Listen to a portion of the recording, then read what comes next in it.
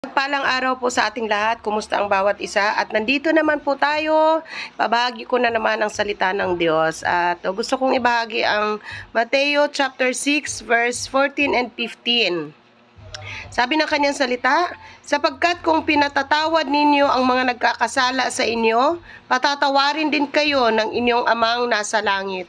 Ngunit kung hindi ninyo pinatatawad ang mga nagkakasala sa inyo, hindi rin kayo patatawarin ng inyong ama. Ayan, purihin ang pagkabasa ng salita ng Diyos. Malinaw po sa bawat isa sa atin yung pagpapatawad. Dahil ang pagpapatawad ay malaki ito ang nagagawa sa bawat puso't isipan natin. Dahil kapag may mga tao tayong hindi napagkaunawaan, yung pagpapatawad ay nakakaluwag ito ng ating puso't isipan.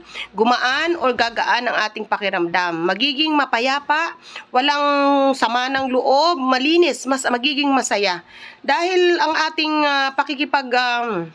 or pagpapatawad natin sa ating kapwa. Ang sabi niya, kung nagpapatawad tayo sa ating kapwa, patatawarin din tayo ng ating Ama na sa langit. Siyempre, mahirap po na kapag tayo lumapit sa Diyos at hihingi tayo ng tawad, pero yung mga taong nagkasala sa atin o kagalit natin, hindi natin napapatawad, hindi nalulugod ang ating Panginoon. So, upang maging masaya ang buhay, gumaan, magiging mapagpala tayo, dadaloy ang mga pagpapala, tayo ay magpatawad. Alisin natin yung mga galit, sama ng loob. Kasi, alam niyo po, yung mga sama ng loob at galit, ito'y naghahadlang din ng pagpapala. Siyempre, lahat po tayo ay nais ng pagpapala. Pero, i-release muna natin kung ano yung mga bigat, sama ng loob na nasa ating mga puso. Manalangin po tayo.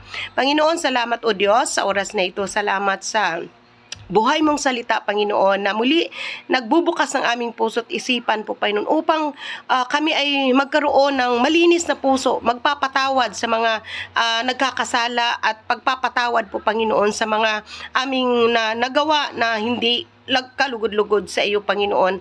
At ang pagpapatawad mo, Panginoon, ay siyang aming inaasam, Panginoon, sa lahat ng aming mga pagkakasala. Kaya naman po, Panginoon, kapayapaan, katagumpayan po, Panginoon, Lord, ay aming mararanasan dahil ang aming mga puso ay nagiging malinis at naging kalugod-lugod sa iyo. Salamat, Panginoon, sa oras na ito, sa pangalan ni Jesus. Amen, amen. Ayan. God bless po sa ating lahat.